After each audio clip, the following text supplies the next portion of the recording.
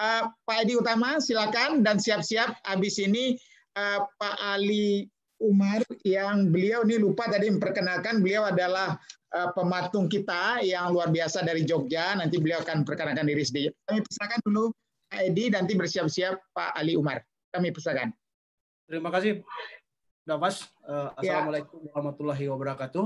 Waalaikumsalam. Makati, terima kasih juga Makati ini yang lah Makati itu sebenarnya guru spiritual gitu mau Nafas. Guru spiritual ketika ada hal-hal yang agak kabu-kabu tentang Minangkabau, kok ada yang tersuruh, yang tersirik itu biasanya diskusi di Makati kok. Pokoknya ilmunya banyak tuh. Iya. Dan sebetulnya kita tertarik betul ya, mungkin bisa tertarik dengan apa yang disampaikan Pak Surya Rosa tadi sebenarnya tentang diplomasi kebudayaan itu. Dan kebetulan mungkin coret-coret Ambo untuk apa yang disampaikan hari ini berhubungan juga dengan persoalan diplomasi kebudayaan Minangkabau itu. Ambo ingin mulai dari sesuatu yang mungkin dianggap solusi, bukan dari problem ya. Ambo menganggap bahwa diplomasi kebudayaan Minangkabau itu adalah kata kuncinya kini ya. Karena juga kebudayaan ketika Pak Surya itu merupakan sebuah ujung tombak dari diplomasi itu. Tapi mungkin dalam bentuk yang agak sedikit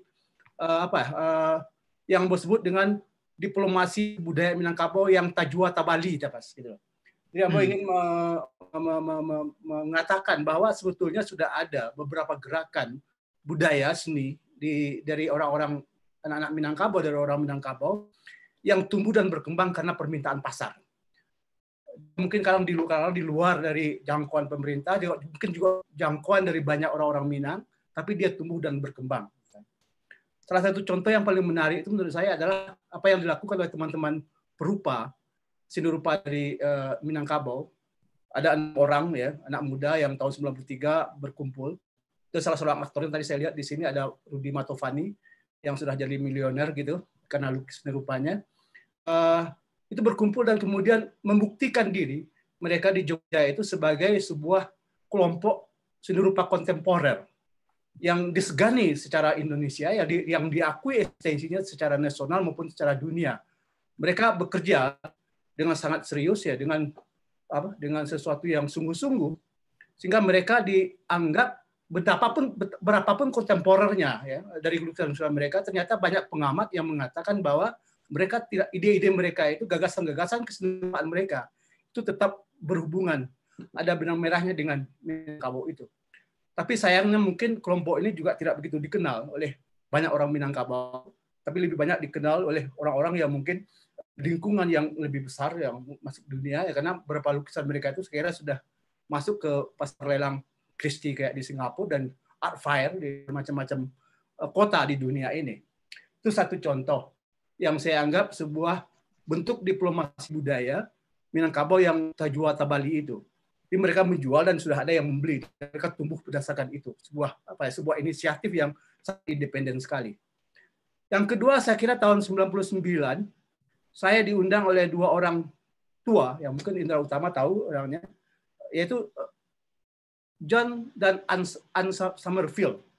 Dia mengumpulkan selama 10 tahun koleksi tenun, tekstil Minangkabau, masuk juga songket, kemudian membuat pameran besar di UCLA, di Fowler Museum, tentang pakaian adat Minangkabau yang luar biasa sekali, dan orang kemudian melihatnya dengan sangat kagum tentang bagaimana hasil karya budaya dari anak-anak Minang, dari orang Minang. Dan ini juga dilanjutkan dengan sebuah eksperimen yang luar biasa dari seorang suami istri juga dari Swiss, dari Bernhard Barth dan Vika istrinya, yang mencoba melakukan duplikasi, merevitalisasi songket-songket tua Minangkabau sebelum tahun 42. Antara lain dari songket-songket tua Koto Gadang, Titalah dan Sungayang, dan hasilnya luar biasa. Dan saya tahun 2005 dengan dukungan Pak Pasli sudah memamerkan karya-karya mereka ini, hasil-hasil duplikasi ini di Galeri Cemara di Jakarta, ternyata dapat sambutan yang luar biasa.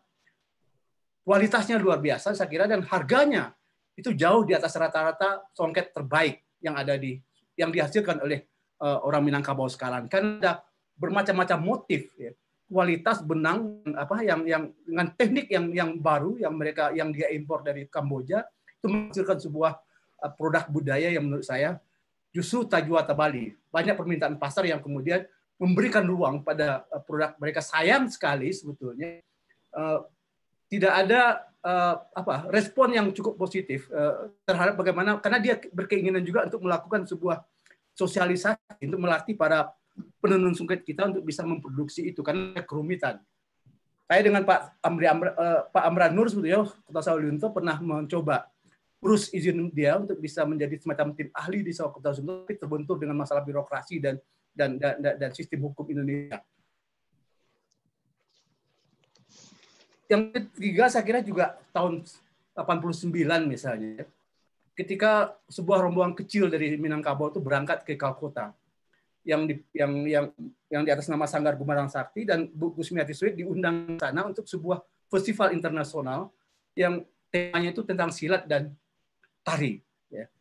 Dan saya kira setelah itu Bu Yat menembus semua pintu-pintu yang terpenting ya, dari kegiatan seni pertunjukan yang berbasiskan pasar tadi. Artinya dia memang diundang dan dibiayai dan diberi uang yang cukup termasuk juga dengan sebuah perjalanan panjang di Amerika tentang kebudayaan Indonesia di Amerika, Kias tahun 91, dan mendapatkan penghargaan BCS Award yang bergengsi sekali, dan saya kira kabarnya itulah penghargaan pertama yang diterima oleh orang Asia dari sebuah komunitas seni pertunjukan yang ada di Amerika itu. Nah, dalam bentuk yang lebih kecil ya, saya juga karena saya di sini diundang sebagai Talagubuni, saya kira juga bentuk yang lebih kecil, ini juga Talagubuni juga tumbuh sebetulnya dari permintaan pasar itu. Sekurang-kurangnya ada 2 tempat yang membanggakan sekali. Kita pernah main dengan kurasi yang sangat ketat. Pertama di Berlin Philharmonic di tahun 2015, dan terakhir 2 tahun yang lalu kita main di Philharmonic, sebuah gedung konser yang luar biasa fenomenalnya ya, yang luar biasa bagusnya, dan itu gedung baru yang baru dibuat dari 2017 gitu. Nah, banyak lagi yang sebetulnya modal budaya Minangkabau yang sudah tumbuh dan berkembang atas permintaan pasar seperti itu, yang Tajuwata Bali itu. Saya dalam minggu ini di Bukit Tinggi dan jalan di pasar, itu ternyata kuliner, bumbu-bumbu semua masakan yang biasa kita banggakan dari Bukit Tinggi itu sudah dijual sekarang. Nah, kalau mau bikin asam padeh dagiang, tinggal pesan 1 kilo berapa, dia akan apa sendiri ya, ibu amai-amai itu, dan atau bikin gulai hijau itu sudah ada bumbunya, kita tinggal apa itu. Dan ini juga sebuah peluang diplomasi rempah-rempah Minangkabau yang sekarang sedang digalakkan oleh pemerintah gitu. Nah, dalam konteks itu sebetulnya seni rupa misalnya tadi yang saya ulang lagi, saya juga dengan Pak Pasli ini ya, pernah juga babak belur sebetulnya membuat sebuah pameran besar Minangkabau tahun 2004 ya, Dapas ya. Kita bikin di Galeri Nasional ada 104 perupa yang berasal Minangkabau yang ikut mewarnai ya, seni rupa Indonesia ini. Saya kira nanti ada Bu Rudi Matopani kalau masih ada, saya bisa bercerita bagaimana peran posisi perupa Minangkabau secara nasional maupun secara internasional sekarang, yang mungkin kita tidak menjadikannya sebagai sebuah sebuah kebanggaan bersama, karena mungkin berbeda sekali dengan apa yang ada di dalam perasaan dan pikiran kita. Mungkin juga apa yang capaian dari Kusmiati Suit misalnya, yang kemudian anaknya Boy Gaisati melanjutkan, itu pernah menjadi koreografer, direktur koreografer pembukaan acara Asian Games di Bangkok. Kemudian membuka karyanya yang menjadi karya pertunjukan pembuka Esplanade di Singapura. Saya dengar dia dibayar 3 miliar sudah pas untuk membuka itu. Luar biasa sekali dari aspek itu. Nah, dalam konteks itu, saya kira kita perlu mungkin ke depan bicara tentang bagaimana kita merumuskan sebuah diplomasi kebudayaan Minangkabau yang berbasiskan kepada peluang-peluang pasar yang memang sudah ada itu. Gitu.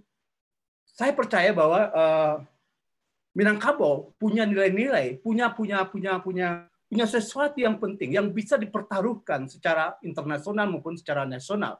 Saya termasuk orang yang paling optimis sebetulnya bahwa di Minangkabau ada sesuatu yang perlu, yang ada, yang bisa memodali kita untuk bertarung secara nasional itu. Nah, mungkin kalau ada tambahan di Sumatera Barat yang perlu dilakukan, saya kira, mungkin kalau istilahnya pepatah Minang, tabang tampek batumpu, inggok tampek macakam. Mungkin perlu kita misalnya membuat sebuah galeri atau sebuah museum seni rupa misalnya, yang menjelaskan tentang sejarah bagaimana potensi lupa Sumatera Barat ini yang sudah diteliti dengan sangat serius almarhum Profesor Jeffrey Hartler dari Berkeley tentang sejarah pemikiran intelektual Minangkabau berdasarkan dari seni rupa itu. Jadi sudah menjadi sebuah bagian dari pertarungan wacana dunia itu. Oke. Dan yang lain-lainnya. Saya kira itu saja, Mas. Dan saya kira juga perlu museum songket tekstil yang kita bisa buktikan bahwa Minangkabau punya. Tapi sayangnya koleksi terbaik kita sekarang tentang songket ini sudah ada di Amerika atau di mana-mana saja. Dan kita tidak memelihara warisan itu sebagai sebuah yang berharga untuk membangkitkan kepercayaan diri kita dan kecintaan kita terhadap Minangkabau itu. Baik. Terima kasih. Terima kasih Adinda. Ini seniman kita yang sudah malang melintang di mana-mana ya, dan berkali-kali diundang oleh Pak Jokowi untuk memberikan masukan tentang peta jalan kebudayaan nasional.